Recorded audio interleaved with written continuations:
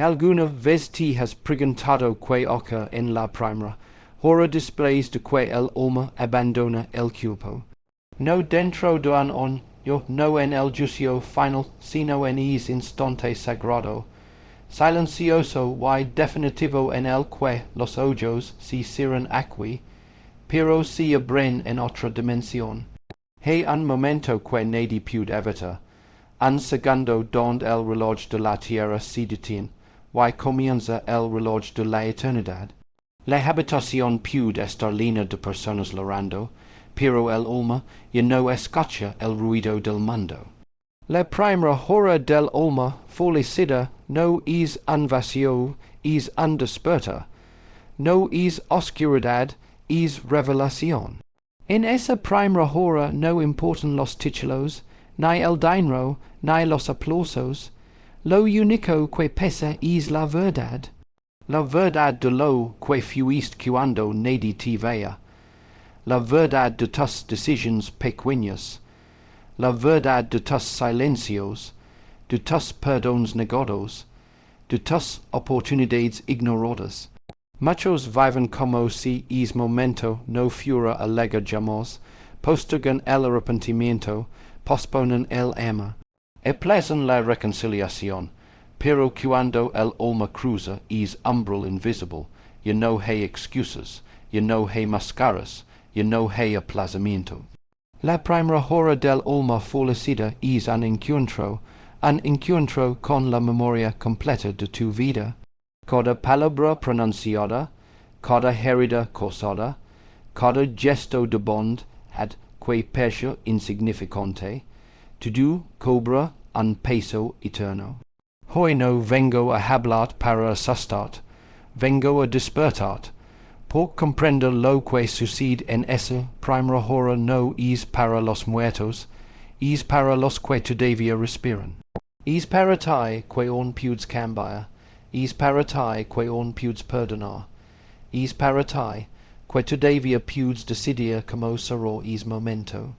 Imagínalo por un instante el último suspiro, el silencio profundo, y luego la claridad absoluta. Estarías preparado para ver sin justificaciones. Estarías en paz con lo que fuiste, o desearías tener solo un día más para corregir lo que hoy sigues ignorando. La primera hora del alma fallecida no se improvisa, se prepara cada día, se construye, con cada acto de amor, con cada acto de humildad, con cada renuncia al orgullo. Porque el destino eterno comienza a formarse mucho antes del último latido. Quedad hasta el final, porque lo que estás a punto de escuchar puede transformar la manera en que vives cada minuto. Y tal vez, solo tal vez, cambiará para siempre la forma en que enfrentarás tu propia eternidad. Hay un instante que ningún ser humano puede evitar. Un segundo tan frágil que parece invisible, pero tan poderoso que divide la existencia en dos realidades irreversibles.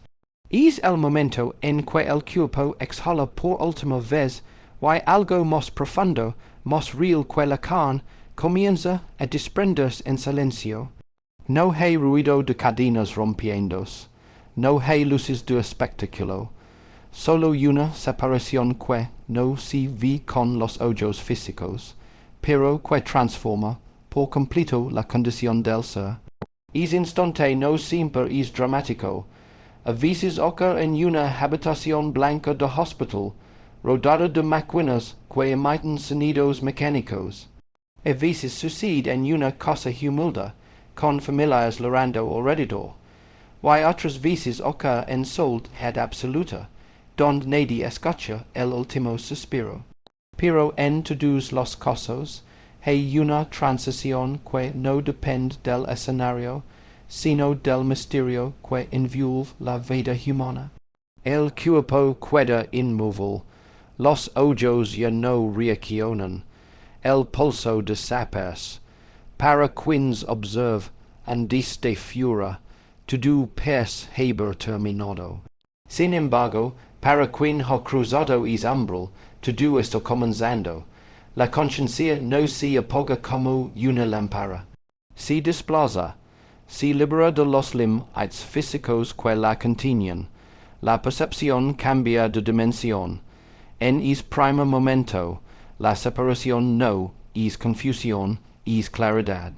Lo que antes estaba cubierto por el ruido del mundo, las preocupaciones diarias, los prisas, los compromisos, las distracciones se desvanecen como humo. Ya no hay teléfonos que contestar, ni pendientes que resolver, ni apariencias que sostener. Solo queda la esencia desnuda de lo que realmente se fue construyendo a lo largo de la vida. Muchos creen que el final llega como un apagón, como una queda en la nada, pero el verdadero misterio no es la oscuridad, sino la conciencia plena que emerge sin filtros. Es como si todo lo que estaba disperso se concentrara en un punto de comprensión absoluta. No hay distracción posible. No hay manera de escapar, hacia una conversación trivial o hacia una pantalla luminosa. La verdad interior se vuelve protagonista. El alma, libre del peso físico, ya no siente dolor corporal, pero comienza a experimentar otro tipo de percepción. Una percepción que no se basa en sentidos materiales, sino en una lucidez profunda. Es una toma de conciencia que no puede ser manipulada ni disfrazada. Todo aquello que durante la vida fue minimizado, ignorado o justificado, ahora adquiere una dimensión distinta. La separación no es solo del cuerpo, es también la ruptura con el tiempo, tal como se conoce. En la vida terrenal, cada día parece largo, cada año parece eterno cuando se era joven, y fugue, as cuando se avanzaba en edad. Pero en ese instante, el tiempo deja de medirse por reloj, se entra en una experiencia donde el antes y el después pierden sentido como categorías humanas. Lo impresionante de este instante no es el miedo, sino la revelación, porque durante la vida se puede huir de uno mismo. Se puede llenar el calendario para no enfrentar preguntas profundas, se puede trabajar sin descanso para evitar silencios incómodos. Pero en el momento de la separación ya no hay escapatoria, no como castigo, sino como realidad inevitable.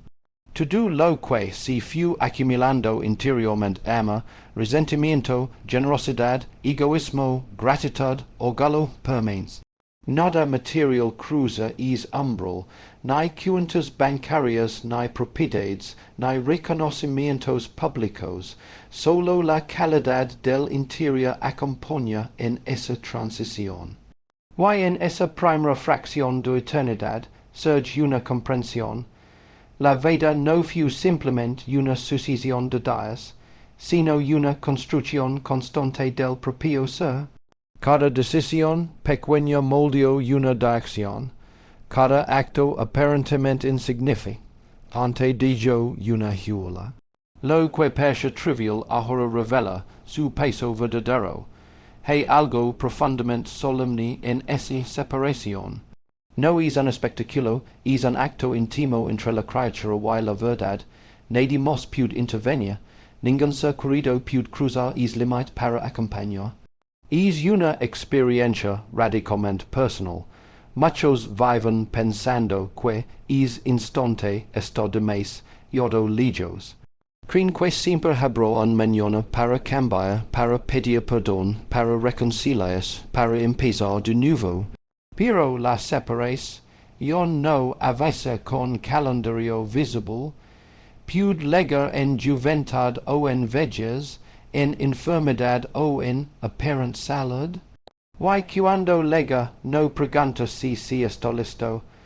Por eso este momento no debe verse con terror, sino con conciencia. Por comprender la profundidad de esa separación transforma la manera de vivir ahora. Si el alma se desprende levando únicamente lo que cultivó interiormente, entonces cada pensamiento importa. Cada palabra importa, cada intención importa. En la vida si puede fingir fortaleza mientras el interior está fracturado. Si puede sonreír mientras el corazón está lleno de resentimiento. Si puede aparenta bondad mientras si actúa con cálculo egoísta. Pero en el instante de la separación la autenticidad se impone, no para humilar, sino para revelar. Es primer momento es también un despertar de identidad. Durante años la identidad pudo estar atada a profesiones, roles familiares, estatus social, pero cuando el cuerpo queda atrás, todas esas etiquetas quien. Lo único que permanece es lo que realmente se fue siendo en lo profundo. La separación no es el fin del significado, es la confirmación del significado de todo lo vivido. Es el espejo definitivo donde no hay distorsión. Es el punto donde la verdad ad interior deja de ser una sospecha, y se convierte en evidencia. Pensar en este instante no es morboso. Es sabio, por quien reflexiona sobre la separación, aprende a valorar el presente con mayor intensidad. Aprende que el orgullo innecesario no vale la pena, que los rencores prolongados son cargos absurdos, que el amor postergado es una oportunidad perdida. La primera hora comienza con esa separación invisible. Y aunque el mundo continúe su curso, y los autos circulando, las noticias transmitiéndose, las conversaciones repitiéndose para quien ha cruzado, todo cambia de forma absoluta. Comprenda esto no es para vivir con miedo, sino con profundidad. Es para dejar de vivir en automático. Es para elegir conscientemente quien se quiere ser antes de que llegue es instante inevitable. Porque cuando el alma se desprende, ya no se puede editar la historia escrita con decisiones diarias. Y si es momento llegar a hoy, ahora mismo, mientras estas palabras aún resuenan en tu mente, la pregunta no sería cuánto lograste acumular, sino cuánto lograste amar. No sería cuántas veces ganaste discusiones, sino cuántas veces elegiste la verdad. No sería cuántos te aplaudirán, sino cuánto fuiste auténtico cuando nadie observaba. Es el misterio solemne del instante de la separación. No es simplemente un final biológico, es el comienzo de una revelación que nadie puede evitar y que todos, absolutamente todos, están construyendo en silencio cada día de su vida. Después de la separación viene algo aún más impactante, la revelación total de la verdad. No una verdad parcial, no una versión acomodada para proteger el ego, no una narrativa editada para justificar errores. Es una claridad absoluta que atraviesa la conciencia como una luz que no deja rincones en sombra. Durante la vida, el ser humano se acostumbra a explicar sus acciones.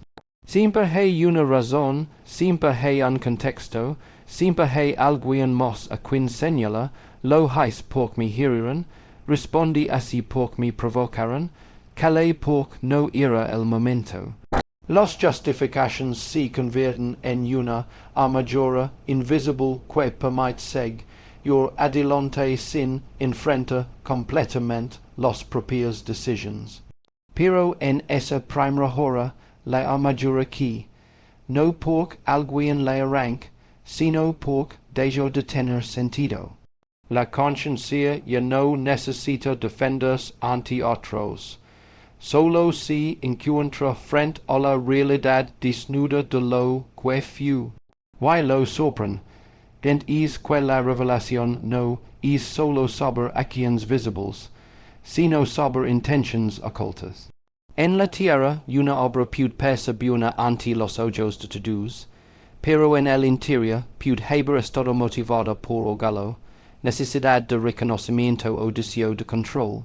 En esa dimensión de claridad no se evalúa solo lo que se hizo, sino desde donde se hizo. Cada palabra pronunciada vuelve con su eco. No como un sonido externo, sino como una comprensión interna de su impacto real. Aquellas frases que parecían inofensivas pero que humillaron a alguien. Aquellos silencios que parecían prud, pero que en realidad fueron cobardía. Aquellas promesas que se hicieron sin intención de cumplir. La mente humana es experta en minimizar, no fue tan grave, todos lo hacen, no tuve opción. Sin embargo, cuando la verdad se revela sin filtros, se percibe la dimensión completa de cada decisión. No como condena inmediata, sino como entendimiento profundo. Imagina ver tu vida entera no en fragmentos dispersos, sino como una unidad coherente. Ver como un pequeño acto de resentimiento sembró distancia que luego se convirtió en ruptura. Ver como un gesto de bond, ad aparentemente insignificante, cambió el rumbo emocional de alguien más. Todo conectado, todo con consecuencias. La revelación total no es un interrogatorio externo, es una autocomprensión perfecta. Es mirar sin distorsión aquello que durante años se evitó enfrenta. Es comprender por qué ciertas relaciones se quebraron. Es reconocer cuando el orgullo fue más fuerte que el amor. Es admitir cuando el miedo gobernó decisiones importantes. En la vida terrenal siempre hay distracciones que permiten escapar del análisis profundo. Se puede cambiar de conversación. Se puede apagar la luz y dormir. Se puede empezar un nuevo proyecto para no pensar en el anterior. Pero en esa primera hora no hay distracción posible. La verdad no se impone con violencia. Simplemente está allí, evidente, imposible de negar. Muchos creen que lo más difícil será enfrentar errores grandes. Pero a veces lo que más pesa no son los grandes quedas, sino los pequeños omisiones repetidas. No heba dicho te perdono, cuando aún había tiempo. No heba pedido perdón por orgullo. No heba defendido a quien necesitaba apoyo por temor a quedar mal.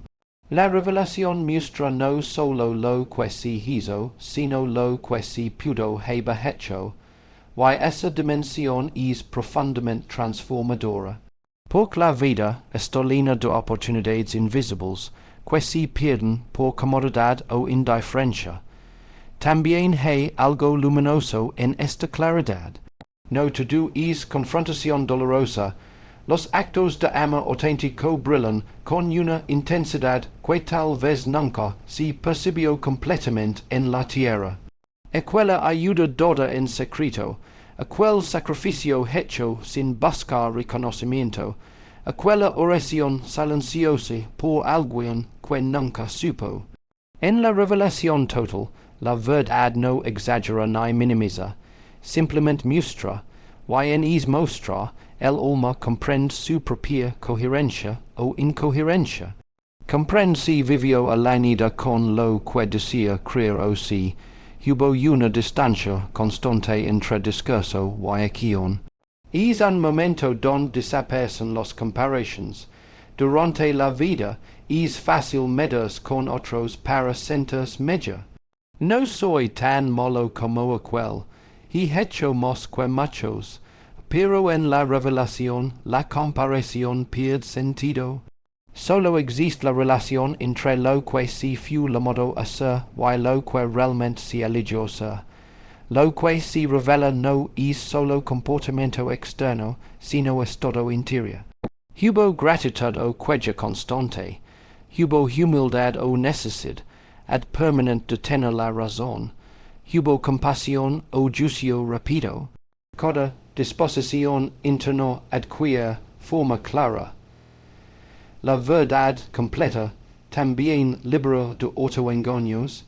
A veces una persona pasa años convenciéndose de que fue víctima en todas sus historias, sin reconocer la part de respons, habilidad que tuvo.